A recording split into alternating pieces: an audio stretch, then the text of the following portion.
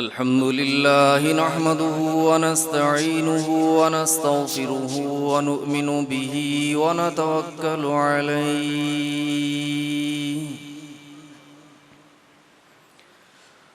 व नऊज़ु बिल्लाहि मिन शुरूरि अनफुसिना व मिन सय्यिआति अअमालिना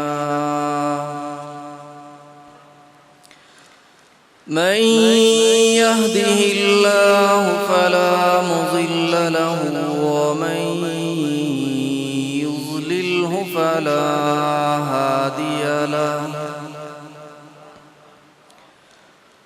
व नशहदु अल्ला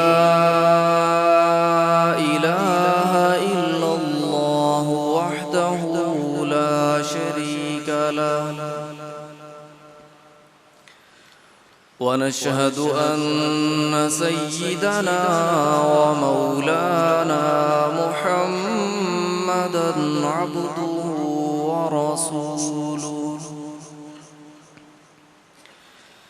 صلى الله عليه وعلى آله وأصحابه وبارك وسلم تسليما كثيرا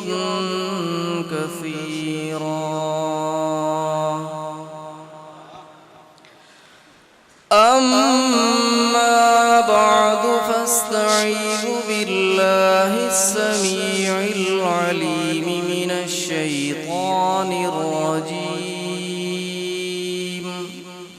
بسم الله الرحمن الرحيم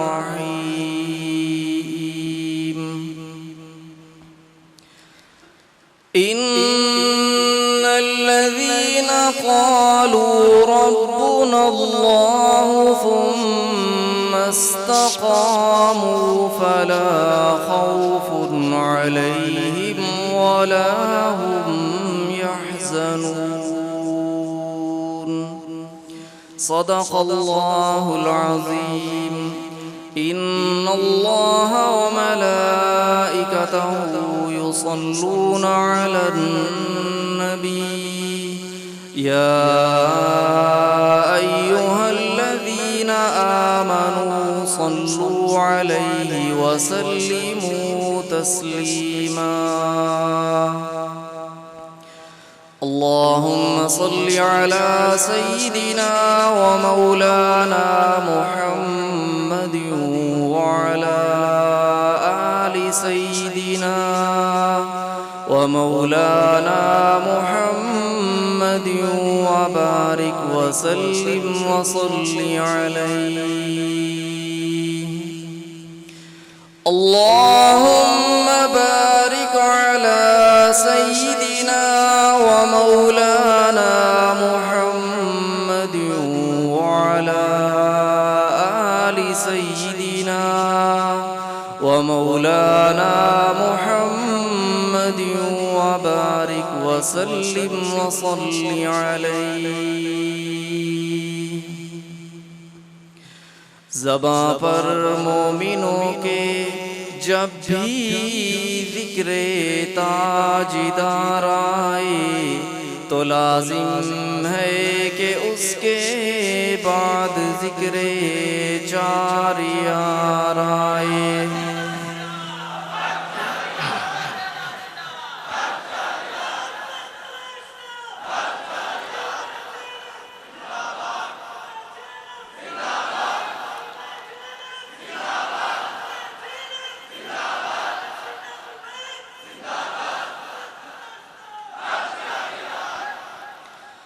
अबू बकर उमर उस्मान हैदर बाग़ जब हो तो फिर क्यों करना बाग़े मुस्तफ़ा में एक बहार आए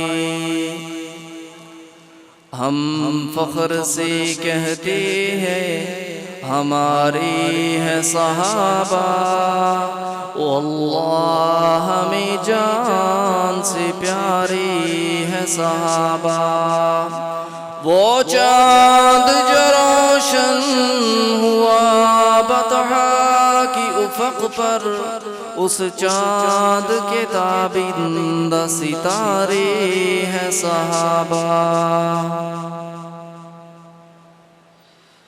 बुजुर्गान मोहतरम, बरादरान अहले सुन्नत वल जमात, ज़ी क़द्र हज़रात उलमाए किराम, अल्लाह रब्बुल इज़्ज़त का हम पर बहुत बड़ा फ़ज़ल और एहसान है कि रब ताला ने मुझे और आपको एक बार फिर सालाना सुन्नी कॉन्फ्रेंस में शिरकत की सआदत नसीब फरमाई है। दुआ है कि रब ताला मुझे और आपको अपने सच्चे दीन को सही माना में समझने की और इस पर अमल करने की तौफीक अता फरमाए। हमारे कायद, हमारे रहबर, वकील सहाबा हज़रत मौलाना काजी मज़हर हुसैन साहब रहिमहुल्लाह हमारे हाथों में अपना जो मुक़द्दस मिशन छोड़ गए, वो मिशन अल्लाह के फज़ल व करम से उनके जानशीन कायद अहले सुन्नत हज़रत मौलाना काजी ज़हूरुल हुसैन साहब अज़हर दामत बरकातुहुमुल आलिया, अमीर तारीख़ खुद्दाम अहले सुन्नत वल जमात की क़यादत में और उनके खलीफा मजाज शेखुल हदीस हज़रत मौलाना हबीबुर रहमान साहब सुमरो दामत बरकातुहुमुल आलिया की सरपरस्ती में जारी व सारी है। और रब ताला इस अज़ीम मिशन को ता क़यामत जारी व सारी रखे। इस साल अल्हम्दुलिल्लाह 50वीं सालाना सुन्नी कॉन्फ्रेंस मुनक़िद हो रही है, जिसकी वजह से मामूल से हटकर इसका एहतमाम किया गया, इसके लिए तैयारियां की गईं और इंतज़ामात किए गए। और अल्हम्दुलिल्लाह उस मेहनत के असरात भी नज़र आ रहे हैं। मैं इस 50वीं सालाना सुन्नी कॉन्फ्रेंस के कामयाब इनेकाद पर अपने तमाम कायदीन को, अपने जमाती अहबाब को, कारकुनों को और ख़ास तौर पर अहलियान इलाक़ा, जिन्होंने इसके लिए दिन रात मेहनत की, जिस अंदाज से भी इस कॉन्फ्रेंस की कामयाबी के लिए अपना हिस्सा डाला, अपना किरदार अदा किया, मेहमानों की खिदमत से लेकर बैनर और झंडे लगाने तक हर साथी को, हर बुजुर्ग को मुबारकबाद भी पेश करता हूँ और उनके लिए दुआ गो भी हूँ कि रब ताला आप सबके जज्बों में मज़ीद बरकत अता फरमाए। मेरे बुजुर्गों और भाइयों, आप कल से उलमा के बड़े कीमती बयानात समाअत फरमा रही है और इंशाअल्लाहुल अज़ीज़ मेरी इस मुख्तसर सी हाज़री के बाद हमारे मुल्क की एक बहुत बड़ी दीनी और रूहानी शख्सियत वली कामिल हज़रत मौलाना मुफ्ती मोहम्मद हसन साहब दामत बरकातुहुमुल आलिया तशरीफ़ फरमा होंगे और उनसे भी आप इंशाअल्लाह इस्तिफ़ादा फरमाएंगे। मैं इस मौका की मुनासिबत से अपने हज़रात शेखैन हज़रत मौलाना काजी मज़हर हुसैन साहब रहिमहुल्लाह और हज़रत मौलाना अब्दुल लतीफ़ साहब जहलमी रहिमहुल्लाह के हवाला से, उनके मिशन के हवाला से उनकी ज़िंदगी भर की मेहनत के हवाला से चंद ज़रूरी गुजारिशात अर्ज़ करना चाहूँगा। और मुझे इसके लिए आप हजरात की थोड़ी सी तवज्जो भी दरकार होगी। आप में बहुत से मेरे बुज़ुर्ग ऐसे भी तशरीफ़ फरमा हैं जिन्होंने इन बुज़ुर्गों के साथ बड़ा तवील वक्त गुजारा है। वो मुझसे ज़्यादा इन बुज़ुर्गों के बारे में जानते हैं, लेकिन हो सकता है कुछ बातें ऐसी हों जो शायद आज तक किसी तहरीर या तकरीर का हिस्सा न बन सकी। इसलिए मैंने अर्ज़ किया कि मैं थोड़ी सी तवज्जो चाहूँगा। मैं अक्सर ये बात अर्ज़ किया करता हूँ, यहाँ इस इलाके में जब भी आना होता है, वैसे तो अल्हम्दुलिल्लाह आज भी जहलम के अंदर हज़रत मौलाना अब्दुल लतीफ़ साहब जहलमी रहमहुल्लाह की अक़ीदतमंद बड़ी तादाद में मौजूद हैं। लेकिन मैं अपना मुख्तसर सा तजर्बा अर्ज़ करूं कि मैंने हज़रत जहलमी रहमहुल्लाह की जो अक़ीदत चकवाल के इलाके में लोगों के अंदर देखी है, वो मुझे वहां भी नजर नहीं आती। अल्लाह पाक आपको जज़ाए खैर दे। एक दीनी ताल्लुक है, एक दीनी निस्बत है, और यही वजह है कि जब इन इलाकों में आना होता है, पुराने साथी मिलते हैं, पुराने बुजुर्ग मिलते हैं, बास और मिलकर रोना शुरू कर देते हैं। और मुझे इस बात का एहसास होता है कि इनका इस मोहब्बत के साथ मिलना, इनकी आंखों में आंसू जारी होना, उसकी वजह मेरी ज़ात नहीं, मेरी विसातत से हज़रत जहलमी रहमहुल्लाह।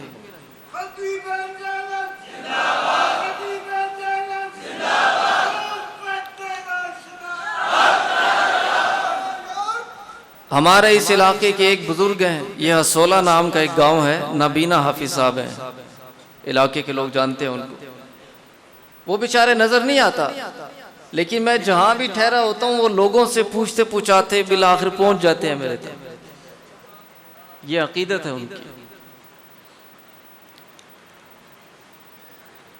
और ये अकीदत दीन की वजह से है, इन बुजुर्गों के तक़वा और इखलास की वजह से है। और हम अपने इन बुजुर्गों के लिए दुआ गो हैं कि रब ताला करवट करवट उन्हें जज़ाए खैर अता फरमाए जो हमें सही दीन देकर गए। और अब ये जिम्मेदारी हमारे कंधों पर आ चुकी है कि हमने इंशाअल्लाह ये अमानत आगे मुंतकिल करके जाना है।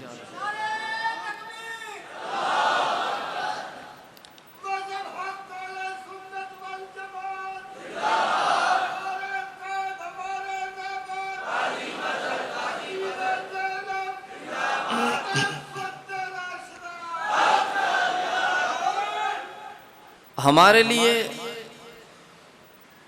अपने इन बुजुर्गों की तालीमात, इनका तर्ज अमल, उसके अंदर बड़े सबक मौजूद हैं जिनसे हमें सीखने की जरूरत है।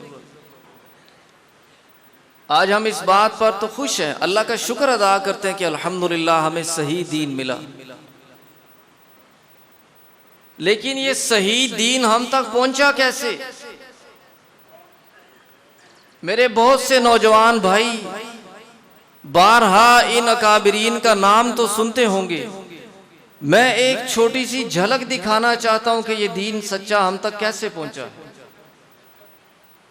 हक का रास्ता ये फूलों की सेज नहीं हुआ करती, ये कांटों का रास्ता होता है। मेरे जद्दे अमजद हजरत मौलाना अब्दुल लतीफ़ साहब जहलमी रहमहुल्लाह अपने अकाबिरीन के फैज़ को आगे फैलाते हैं, उनके अजीम मिशन को आगे बढ़ाते हैं। रुकावटें शुरू हो जाती हैं, आजमाइशों का सामना होता है, और दरवेश आदमी है, उनको किसी बात की परवाह नहीं है। मुझे बैरून मुल्क में एक साथी कहने लगे कि वो तशरीफ लाते थे, चादर ली होती थी सफ़ेद रंग की, सफ़र में गाड़ी में साथ बैठते, मैं गाड़ी चला रहा होता, वो चादर सर के ऊपर डाल के अपना जिक्र अज़कार शुरू कर देते, तस्बीह पढ़नी शुरू कर देते। किसी ज़माना में गाड़ी की सहूलत नहीं थी, आम पब्लिक ट्रांसपोर्ट पे सफ़र किया करते थे। खुद हज़रत ने यह वाक़या सुनाया कि एक दफ़ा गाड़ी में सवार हुए तो गाड़ी में एक दो आदमियों ने एक आपस में एक दूसरे की तरफ देखा, कुछ इशारा किया। मुझे समझ नहीं आ सकी क्या इन्होंने इशारेबाजी की आपस में। मैं बैठ गया। रास्ते में नमाज का वक्त हुआ, मैं एक जगह उतरा, मस्जिद में गया, वुज़ू करने के लिए मैंने अपनी चादर खोली तो उस चादर में से मेरी तस्बीह और मेरी जेब की सारी चीज़ें वो ज़मीन पे आ गई। तो मैं हैरान हो गया, ये सारी चीज़ें तो मेरी जेब में थी, चादर में कैसे आई? मैंने जब जेब में हाथ डाला तो वो सारी जेब कटी हुई थी। फिर उनको समझ आई कि वो इशारेबाजी क्यों हुई थी। लेकिन देखें, अल्लाह बचाने वाली ज़ात है, कोई किसी चीज़ का नुकसान नहीं हुआ। जेब कटी भी लेकिन सारी चीज़ें महफूज रही। वो तो दरवेश लोग थे। तो जब उनको हक के रास्ते से रोकने में बातिल कुव्वतें नाकाम हुई तो हजरत को जहर दिया गया। और जहर भी कौन सा? मुझे वालिद गिरामी हजरत मौलाना कारी खुबैब अहमद साहब उमर रहिमहुल्लाह ने ये बात बड़ी तफसील से बताई थी। वो फरमाते थे कि मैं उस वक्त गुजरांवाला में पढ़ता था, मुझे दौरान तालीम वहाँ इत्तला दी गई कि हज़रत को जहर दिया गया है और उनकी हालत बड़ी तशवीशनाक है, आप फ़ौरन वापस आए। तो मैं जेहलम आ गया।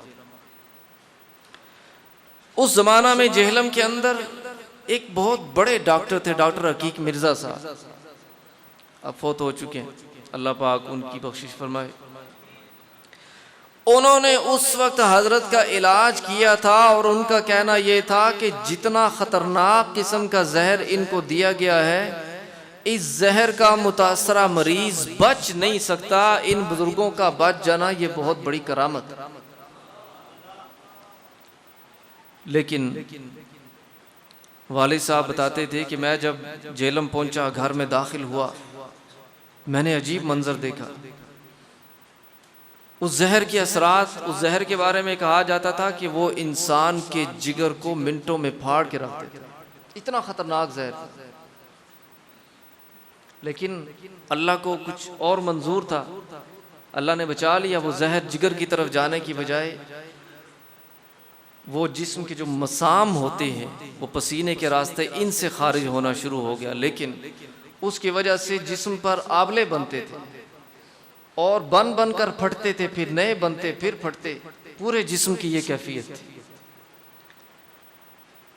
और हजरत चारपाई पर लेटे हुए हैं, तहबंद बांधा हुआ है, क्योंकि कमीज वगैरह नहीं पहन सकते। जिस्म की कैफियत ऐसी थी और तकलीफ की शिद्दत से उनका चेहरा सुर्ख था। कैसे बर्दाश्त कर रहे थे उस तकलीफ को। और उसके बाद इलाज होता रहा, अल्हम्दुलिल्लाह अल्लाह पाक ने शिफा दे दी। लेकिन साल में एक ख़ास मौसम के अंदर उसी जहर के असरात की वजह से पाँव के नीचे छाले बन जाते थे। वो छाले तो मैंने भी देखे, आप में से भी बहुत सारे साथियों ने देखे होंगे। जैसे ये पीप वाला छाला होता है ना, पीप वाला छाला, वो इतने इतने बड़े छाले, और पीप का तो छोटा सा छाला होता है तो तकलीफ बर्दाश्त नहीं होती। पाँव के तलवे भरे होते थे बड़े बड़े छालों से। और उन अय्याम में हजरत शदीद तकलीफ में होते, उनके लिए चलना मुश्किल होता था। हत्ता कि घर में उनकी छोटी सी जो बैतुल खला थी उसको भी धो के पाक रखा जाता था, क्योंकि जूते पहन कर हजरत अंदर नहीं जा सकते। लेकिन आहिस्ता आहिस्ता आखिर उम्र में आकर वो जो साल में ख़ास मौसम में छाले बनते थे उनकी शिद्दत में कमी आ गई। लेकिन तवील अरसा तक ये सिलसिला जारी रहा। हमारे आज़ाद कश्मीर का इलाका है मंग, वहाँ एक बहुत बड़े बुजुर्ग हैं हज़रत मौलाना मोहम्मद यासीन साहब दामद बरकात, बड़े नेक आदमी, दरवेश मिजाज आदमी, खासे ज़ईफ़ हो चुके हैं, बेचारे बीमार भी हैं। अल्लाह पाक उनको सेहत और तंदुरुस्ती अता फरमाए। बड़ी कीमती शख्सियत है। मुझे एक दफ़ा बचपन में हज़रत के साथ वहाँ जाना हुआ। उस वक्त भी मौलाना यासीन साहब की दाढ़ी के बाल सफ़ेद थे, लेकिन मैंने देखा कि खुद अपने हाथों से लोटा पकड़कर हज़रत को वुज़ू करवाया करते थे, इतनी अकीदत थी। तो अभी कुछ अर्सा पहले मुझे वहाँ जाने का इत्तेफाक हुआ। हज़रत की बातें शुरू की उन्होंने। वो बताने लगे हज़रत का एक मामूल होता था, उस ज़माना में मोबाइल तो थे ही नहीं, लेकिन ये लाइन वाले फ़ोन भी हर जगह नहीं होते थे, ये सहूलत नहीं थी। ख़त किताबत का सिलसिला ज़्यादा चलता था। तो आज भी बहुत से लोग वो याद करते हैं कि जब कभी हज़रत के प्रोग्राम रखते तो हमें ख़त लिखा करते थे कि फ़लाँ तारीख़ को इतने बजे इंशाअल्लाह आपके पास पहुंच जाऊंगा, और घंटा 2 घंटे पहले पहुंचा करते थे। कभी ऐसे नहीं हुआ कि लेट पहुंचे। तो ख़तों के ज़रिए दौरे भी तय होते, प्रोग्राम भी तय होते। तो मौलाना यासीन साहब ने फरमाया कि चूँकि कश्मीर में हज़रत का एक बड़ा तवील दौरा होता था, और उस ज़माना में सड़कें नहीं होती थी, पैदल सफ़र होते थे, बड़े बड़े दूर दराज के सफ़र पैदल किया करते थे। फरमाने लगे कि हज़रत मंग में तशरीफ़ लाए, और उससे अगले दिन अब्बासपुर एक इलाका है, खासा दूर है वहाँ से, यानी एक अच्छे खासे सेहतमंद नौजवान के लिए भी पैदल चलकर वहाँ पहुँचना कोई आसान बात नहीं उस दौर में भी, जबकि एक मामूल था लोगों का पैदल सफ़र करने का। हज़रत तशरीफ़ लाए, मंग के प्रोग्राम से फारिग हुए तो हज़रत के वो पाँव वाली तकलीफ़ शुरू होगी, छाले निकलने शुरू हो गई, और शदीद तकलीफ़ है हज़रत को, चेहरे से नज़र आ रहा है। फरमाने लगे कि हमने साथियों ने अलग होकर आपस में मशवरा किया कि इस तकलीफ़ में तो हज़रत का वहाँ जाना मुमकिन नहीं है, एक नौजवान भी आसानी से वहाँ नहीं पहुँच सकता, तो हज़रत को तो बुढ़ापा भी है और ये तकलीफ़ भी शुरू हो गई है, तो प्रोग्राम कैंसिल कर देते हैं, किसी ज़रिए से उनको पैगाम भिजवा देते हैं कि हज़रत की इस मजबूरी की वजह से प्रोग्राम कैंसिल हो गया। तो हज़रत से इजाज़त लेने के लिए हम अंदर गए, और झिझकते झिझकते हमने हज़रत से पूछा कि हज़रत आपकी तकलीफ़ की शिद्दत देखकर हमने आपस में मशवरा किया कि अब्बासपुर का प्रोग्राम कैंसिल कर दिया जाए, उनको हम किसी ज़रिए से इत्तला पहुंचा देते हैं। हज़रत फरमाने लगे कि मैं तो इसको मुनासिब नहीं समझता हूँ कि एक प्रोग्राम तय है, साथियों ने उसके लिए तैयारी की हुई है, उसके लिए मेहनत की हुई है, दीन के लिए लोगों को बुलाया हुआ है, दीन का नुकसान होगा, लोगों में मायूसी होगी, कोई नहीं, अल्लाह मालिक है, मैं कुछ कोशिश करता हूँ, बस आप भी दुआ करें, अल्लाह पाक हिम्मत दे। मौलाना फरमाने लगे कि हज़रत उसी हालत में पैदल चलकर अब्बासपुर तक पहुँचे, और आप यकीन करें कि जब मौलाना मुझे ये बात बता रहे थे, उनकी आंखों से आंसू निकल निकल के उनकी दाढ़ी पे आ रहे थे, इतना रो रहे थे। तो मेरे बुजुर्गों और भाइयों, ये सच्चा दीन ये इन अकाबिरीन की कुर्बानियों से, इनकी मेहनतों से हम तक पहुंचा, और इनका तर्ज अमल जब हज़रत क़ाज़ी साहब रहिमहुल्लाह का विसाल होता है, हमारे एक आलिम वो फरमाने लगे कि उलमा की जिम्मेदारी होती है लोगों की इस्लाह करना, और उलमा अपनी ये जिम्मेदारी सर अंजाम देते हैं, लोगों की इस्लाह करते हैं, लेकिन अफसोस कि आज उलमा की इस्लाह करने वाले चले गए। ये तो वो शख्सियत थी, और उनका तर्ज अमल हमारे लिए मशले राह है। उनका ओढ़ना बिछोना दीन था, हर बात में तरजीह दीन थी, हज़रत जेलमी रहमहुल्लाह बाज़ औक़ात अपने किसी इदारे में किसी शाख में तशरीफ़ ले जाते, किसी उस्ताद को देखते, छोटे बच्चे नूरानी कायदा पढ़ने वाले, हमारे नज़दीक तो ये काम ही नहीं है ना, उनके उस्ताद को देखते बच्चों को कैसे पढ़ा रहा है, छोटे छोटे बच्चे हैं कायदा पढ़ रहे हैं, फरमाते थे बीबा इस काम को मामूली ना समझो, सबसे बुनियादी काम यही है। इन बच्चों को खुलफाए राशिदीन के नाम सिखाओ, इनको हक चारियार सिखाओ, इनकी ज़हनी इस्तेदाद के मुताबिक इनकी ज़हनसाजी करो, एक बुनियाद डालो इनके अंदर, ये इंशाअल्लाह सारी ज़िंदगी ये सबक नहीं भूलेंगे। इस उम्र में सीखा हुआ सबक वो सारी ज़िंदगी नहीं भूलेंगे।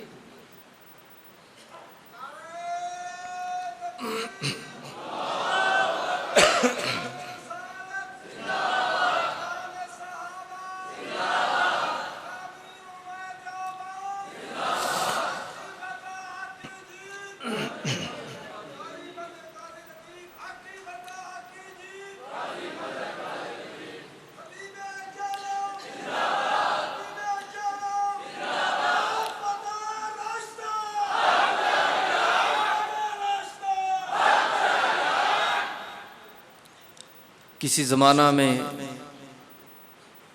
जिस तरह इब्तिदाए इस्लाम में जनाब नबी करीम सल्लल्लाहु अलैहि वसल्लम और आपकी पाक जमात हज़रात सहाबा अलैहिमुर रिज़वान ने बड़ा सख्त वक्त देखा, बड़े मुश्किल हालात देखे। हमारे इन दोनों बुज़ुर्गों की ज़िंदगियों का आप मुताला करके देखें, कितने मुश्किल हालात से गुजरे। हज़रत जेलमी रहमहुल्लाह, बहुत पुरानी बात है, उनका शुरू का वक्त था। उन्होंने वो वक्त भी देखा जब वहाँ जामिया मस्जिद गुंबद वाली की एक नाम निहाद कमेटी, जिसमें अपने मसलक के भी कुछ लोग थे, मुखालिफ हो जाते हैं। देखें, जाती मफाद और दुनियावी मफाद वो एक तरफ है और दीनी मफाद एक तरफ है। अब इन दोनों चीज़ों का मुकाबला है, हज़रत के मुखालिफ हो जाते हैं। और आप ये बात सुनकर हैरान होंगे, वो कमेटी हज़रत के ख़िलाफ़ एक दरख्वास्त लेकर डिप्टी कमिश्नर साहब के पास पहुंच जाती है। दरख्वास्त क्या है? उसमें लिखा है कि ये मौलवी अब्दुल लतीफ़ हमारा ये मुलाजिम है, हम कमेटी के ओहदेदार हैं, मैं सदर हूं, ये सेक्रेटरी है, और हमारी बात नहीं मानता। हर जुमे को या तो कादियानियों के पीछे पड़ा रहता है या राफजियों के पीछे पड़ा रहता है और कोई बात ही नहीं करता। आप अंदाजा लगाएं शिकायत क्या हो रही है। और लगाने वाले अफसोस के साथ कहूंगा, सुन्नी है।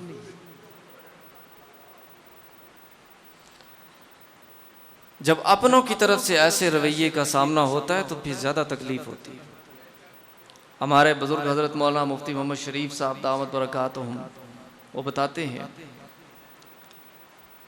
फरमाते हैं कि हजरत बाज़ औक़ात इनकी इंतहाई नामुनासिब रवैयों की वजह से इतने दिल बर्दाश्ता होते, फरमाते थे मेरा जी चाहता है मैं सारा कुछ छोड़ के जंगल में निकल जाऊं, जाके वहां अल्लाह अल्लाह करूं।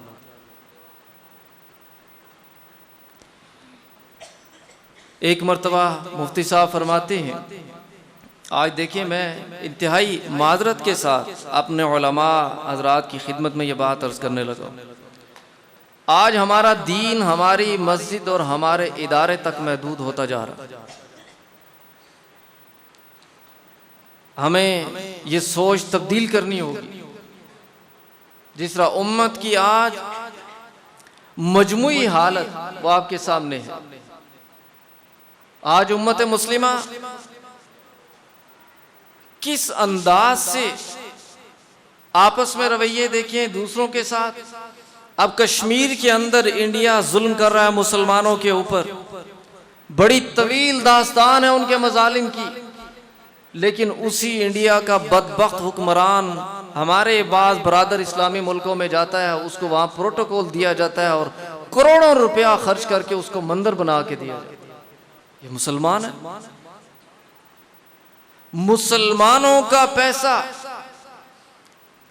शिर्क और बुत परस्ती के लिए खर्च हो, इस पर तो ला हौला वला कुव्वा ही पड़ सकती। तो आज उलमाए किराम को भी अपने तर्ज अमल पे गौर करना होगा। मैं उनकी खिदमत में ख़ास तौर पे ये बात अर्ज़ करने जा रहा हूँ कि कुछ हालात ऐसे बन गए। हज़रत मुफ्ती साहब फरमाते हैं कि मैंने कुछ चीज़ें देखी, कुछ हालात देखे, कुछ बातें सुनी, प्रोपेगंडे सुने, मुखालफतें देखी। मैं एक दिन बड़ा परेशान हो के हज़रत की खिदमत में आके बैठ गया। मैंने कहा, हज़रत अब तो मस्जिद हाथ से जाती नजर आ रही है, यानी यहां तक हालात पहुंच गए।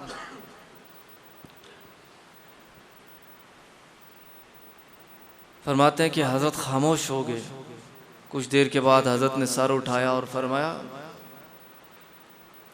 कि मेरी एक बात याद रखो, मस्जिद दीन के लिए है, दीन मस्जिद के लिए नहीं है।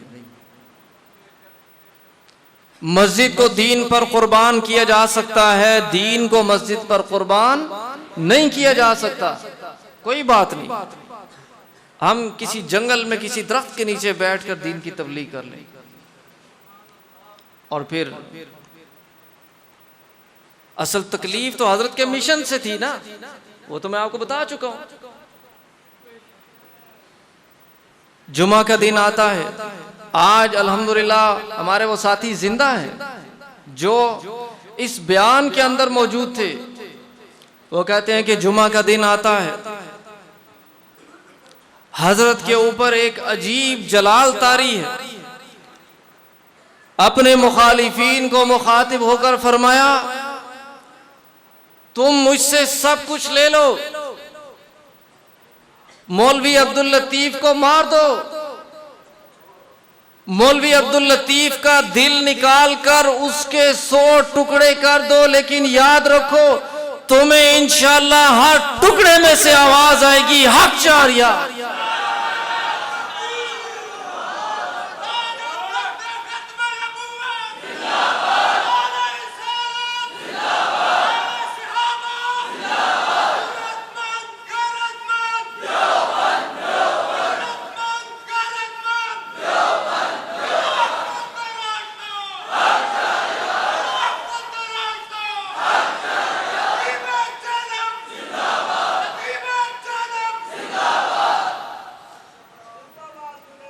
अल्लाह के बंदो, आपने क्या नारे लगाने, नारे तो उस वक्त लगे थे वहां जेलम के दरो दीवार आज भी उन नारों को याद करते हैं जो उस वक्त वहां लगे थे। काश के आज भी उन्हीं नारों की गूंज हमें सुनाई दे।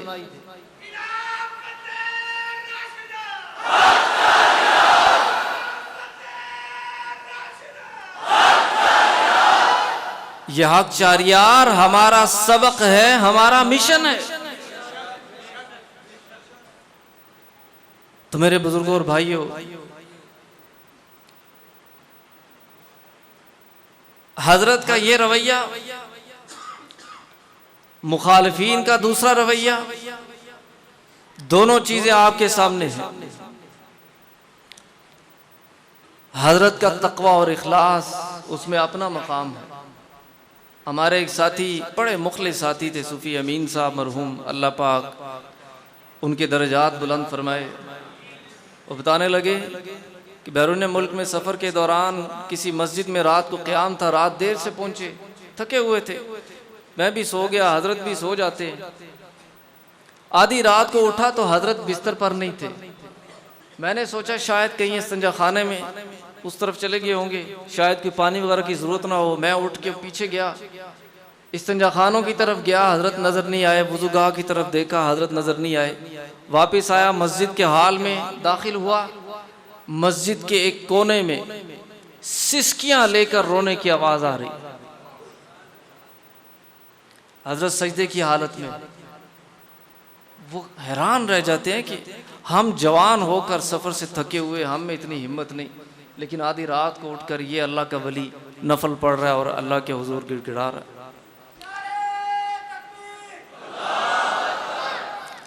तो जो सर अल्लाह के आगे झुकता है, अल्लाह पाक उस सर को फिर किसी और के आगे नहीं झुकने देते। अल्लाह पाक ने हजरत को अल्हम्दुलिल्लाह हर मैदान में कामयाबियां अता फरमाई और हजरत के मिशन को हर बातिल पर गलबा अता फरमाया। आज जिस मस्जिद की मैं आपको बात बता रहा था कि हाथ से जाने का खतरा पैदा हुआ था, आज उसी मस्जिद को हमारे साथी उम्मुल मसाजिद कहते हैं। उस मस्जिद के तहत अल्हम्दुलिल्लाह सैकड़ों मसाजिद आबाद हुई। ये होती है हक की निशानी। अल्लाह पाक हमेशा गलबा हक को अता फरमाते हैं, और जो साजिशी अनासिर थे आज उनका नामो निशान नजर नहीं आ रहा। इसीलिए अल्लाह रब्बुल इज़्ज़त ने अपनी कलाम पाक में भी यह बात वाज़े फरमा दी कि जो लोग अल्लाह की तरफ मुतवज्जे हो जाते हैं, फिर उस पर डट जाते हैं, उनको किसी चीज का खौफ और खतरा नहीं रहता। उनके लिए फिर अल्लाह की तरफ से गैबी नुसरत आती है। इसीलिए रब तआला अपनी कलाम पाक में इरशाद फरमाते हैं, इन्नल्लज़ीना क़ालू रब्बुनल्लाहु सुम्मा इस्तक़ामू ततनज़्ज़लु अलैहिमुल मलाइका ततनज़्ज़लु अलैहिमुल मलाइकतु अल्ला तख़ाफ़ू वला तहज़नू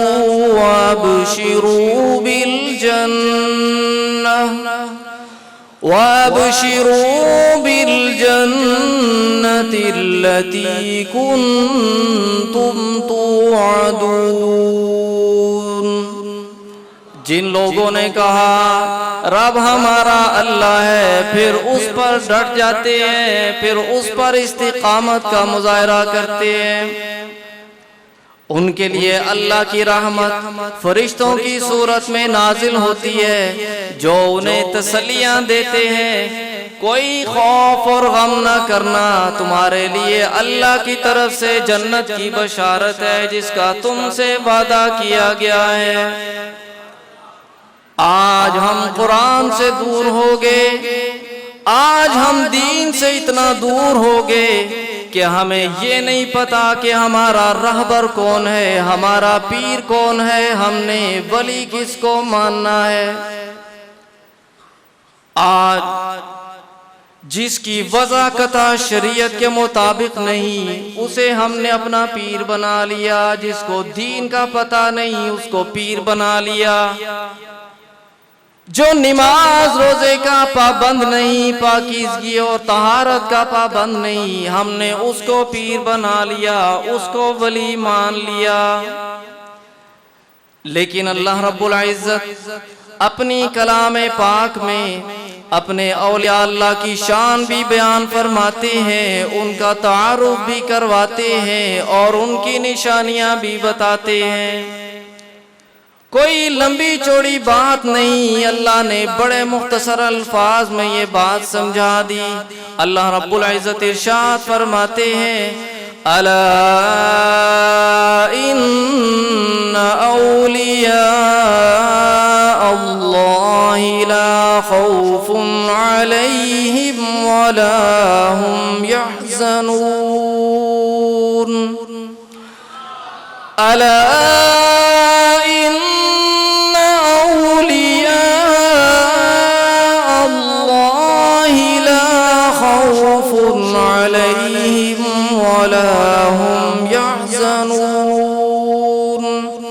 अल्लज़ीना आमनू व कानू यत्तकून, जान लो बेशक औलिया अल्लाह वो हैं जिन पर कोई खौफ तारी नहीं होता, वो गमगीन नहीं होते, अल्लाह पाक दोनों चीजों से उन्हें बचा लेते हैं। और उनकी अलामत क्या है? अल्लाह रब्बुल इज्जत इरशाद फरमाते हैं, अल्लज़ीना आमनू व कानू यत्तकून, जो ईमान लाए और तक़वा इख्तियार करते हैं। मेरे बुजुर्गों और भाइयों, हमारे हजरत भी तशरीफ ला चुके हैं। मैं अपनी बात को मुख्तसर करते हुए ये बात अर्ज करना चाहता हूँ। आज हमारे लिए बहसियत जमात इस बात पर गौर करने की ज़रूरत है। हमारे अकाबरीन अल्हम्दुलिल्लाह जो बड़ी कामिल शख्सियात थी, आज देखिए ना, हमें अक्सर किसी शख्सियत में कोई पहलू अच्छा नज़र आता है तो कोई ना कोई और मसला भी बाज़ औक़ात आ जाता है। लेकिन ये कामिल लोग हर एतबार से अंदर और बाहर से साफ थे, जिनकी जिंदगियां आपके सामने हैं।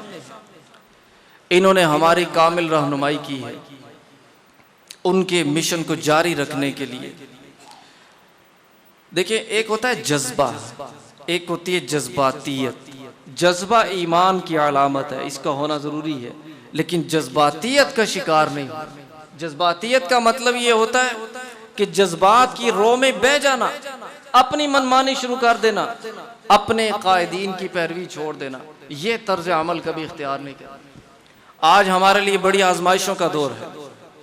आज आप देखें, गुज़श्ता 2-3 हफ्तों से ख़त्म नबूवत के हवाले से मजहबी हलकों के अंदर बड़ी तशवीश पाई जा रही है।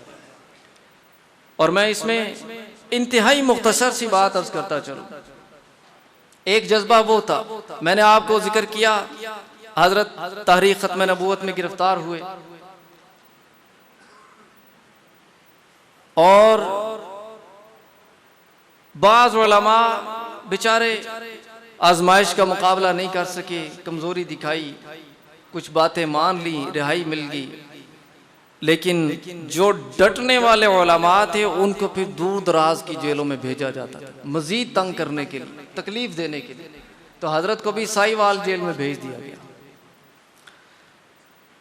हजरत अपने बयानात में खुद ये वाकया सुनाते थे कि मैं साहिवाल की जेल में था, जेल के अंदर एक 10 साल के बच्चे को लाया जाता है। उस बच्चे का जुर्म क्या है? उस बच्चे का जुर्म ये है कि उसको मना किया जाता है कि खत्म नबूवत का नारा ना लगाओ। वो बच्चा कहता है खत्म नबूवत जिंदाबाद।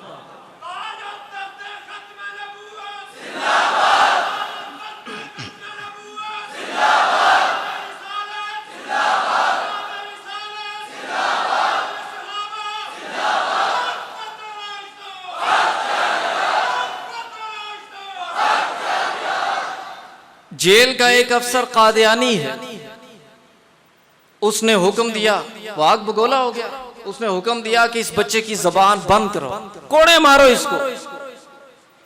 उस 10 साल के बच्चे को कोड़े मारे। हजरत तो बड़े दर्दनाक अंदाज से यह वाकया बयान करते हैं। उस 10 साल के बच्चे को कोड़े मारे जाते हैं खत्म नबूवत जिंदाबाद का नारा लगाने के जुर्म में। लेकिन आफरीन है उस बच्चे के ईमान पर, जब भी उसकी कमर पे कोड़ा पड़ता वो उससे भी ज्यादा जोर से कहता खत्म नबूवत जिंदाबाद।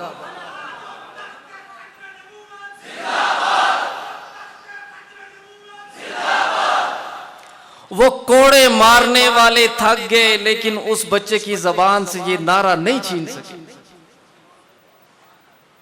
आज पाकिस्तान की आवाम, पाकिस्तान की फौज, पाकिस्तान के बच्चे, बूढ़े और जवान सब इस बात पर मुत्तफिक हैं कि खत्म नबूवत और नामूस रिसालत पर ना इससे पहले कभी समझौता किया, ना इंशाअल्लाह आइंदा करेंगे। और हम अल्लाह से दुआ भी मांगते हैं कि अल्लाह रब्बुल इज्जत इस कानून के ख़िलाफ़ जो भी साजिशें हो रही हैं, रब ताला साजिशी अनासिर को नामुराद फरमाए, नाकाम फरमाए और मुसलमानों को हर किस्म की आजमाइशों से रब ताला बचाए और अपने अकाबरीन के नक्श कदम पर चलते हुए दीन इस्लाम की पाकीज़ा तालीमात को सीखने और समझने की, इन पर अमल करने की और इनको आगे फैलाने की रब ताला तौफीक अता फरमाए। व आखिर दावाना अनिल हम्दुलिल्लाह।